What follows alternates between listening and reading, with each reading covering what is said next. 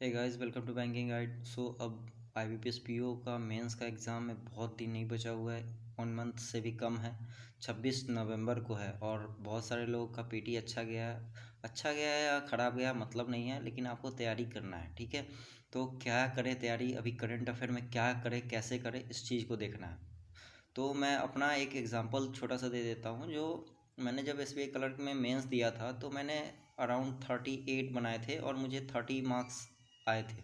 ठीक है, तो बहुत बहुत ज़्यादा एक्सीलेंट स्कोर नहीं था, लेकिन फिर भी एवरेज से अबव था। तो आप कैसे कर सकते हो, क्या कर सकते हो? 1 मंथ में पैनिक, अभी बहुत सारे लोग पैनिक हो रखे होंगे, क्या करना है नहीं करना है, तो कैसे करना है इसके बारे में बताऊंगा। तो देखो, पहली बात, आप जिस भी सोर्स को फॉलो कर रहे हो उसको करो। ठीक है, सोर्स इधर उधर नहीं भटकना है। अभी क्या होगा, बहुत सारे लोग एक सोर्स से जिससे कर रहे होंगे उससे उनको लग रहा होगा इससे होगा नहीं होगा। कोई भी सोर्स हो, आप सिर्फ एक को फॉलो करो। चाहे आप कोई भी सोर्स फॉलो कर रहे हो, अफेयर्स क्लाउड कर रहे हो, कपिल काठवाल सर को कर रहे हो, या स्टडी IQ में गौरव गर्ग सर को कर रहे हो, या किसी भी तरह का अड्डा का आशीष गौतम सर को कर रहे हो, किसी को भी कर रहे हो, बस उसी सोर्स को फॉलो करो। 2-3 सोर्स के पीछे भागने की जरूरत नहीं। देखो, मैं अपने टाइम में कपिल काठवाला सर को फॉलो करता था। ठीक है, तो वो भी अक्सर यही बोलते थे, 10 जगह पढ़ने से बेहतर है आप एक चीज़ को 10 बार पढ़ो। तो अभी बहुत टाइम नहीं है अपने पास करने को। तो आप जिस सोर्स को कर रहे हैं उससे रिवीजन करना शुरू कर दो। और 1 मंथ का टाइम बचा हुआ है।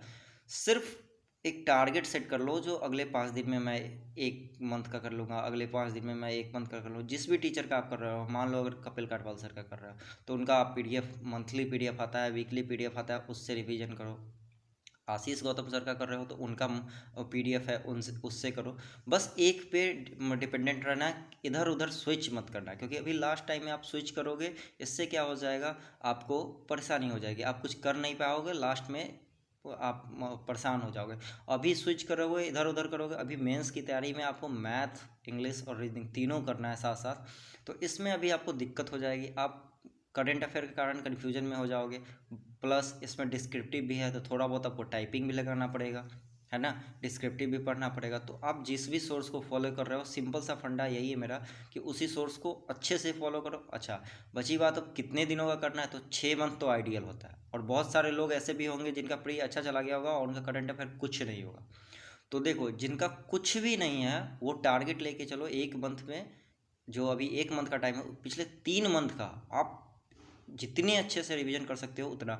आप पूरे 6 मंथ का मत पढ़ो, मैं यही कहूँगा, आप 6 मंथ तक के लिए मत जाओ, अब 3 मंथ के लिए ही जाओ। लेकिन 3 मंथ को 3 से 4 बार रिवाइज कर जाओ। क्योंकि मान के चलो, जो 60% क्वेश्चन जो होंगे, 60 से 70% क्वेश्चन जो होंगे वो पिछले 3 मंथ से होंगे। ठीक है, तो आप पिछले सितंबर, अक्टूबर और नवंबर, ये 3 मंथ का आप बढ़िया से करके रखो। ये सबसे बेस्ट रहेगा। अगर आप पहले से 6 मंथ से करते आ रहे हो तो आप नो डाउट अपना रिवीजन पूरा करो और 6 मंथ का पूरा अच्छे से पढ़ाई करके जाओ, है ना। यही था। और अगर नहीं किया है तो फिर पैनिक होने की ज़रूरत नहीं है। बस 3 मंथ, क्योंकि आपने कुछ नहीं किया। अगर नहीं किया है तो फैक्ट यही है, अपने आप को बताइए कि फैक्ट यही है कि आपने कुछ नहीं किया अभी तक करंट अफेयर में। तो आप बस 3 मंथ का देख लो, ठीक है, जितना आपसे होता है। लेकिन हाँ, यही कहूँगा, अगर 3 मंथ के अंदर से क्वेश्चन आता है तो आपका रिवीजन इतना बेहतर होना चाहिए कि वो 3 मंथ में एक भी क्वेश्चन आपका ना छूटे। ठीक है, और जिसको फॉलो कर रहे हो आप उसी को फॉलो करो। यही है। और साथ में मैथ, रीजनिंग, इंग्लिश, ये तीनों मेंस का मॉक सेक्शनल ही सही लगाओ। बहुत सारे लोग ऐसे हैं जो पूरा मेंस का सेट नहीं लगा पाते हैं, तो आप सेक्शनल ही हैं लेकिन लगाओ। ठीक है, या ये भी कर सकते हो, मेंस का मॉक लगा रहे हो तो मान लो 1 या 2 सेक्शन, जैसे इंग्लिश लगा लो, कभी मैथ लगा लो इंग्लिश के साथ और बाकी सबमिट कर दो। कभी अगर इंग्लिश लगा लो और रीजनिंग लगा लो, लेकिन लगाओ ज़रूर। ठीक है, आपको मेंस का मॉक लगाना ज़रूर है। ठीक है, एक टाइमिंग हो।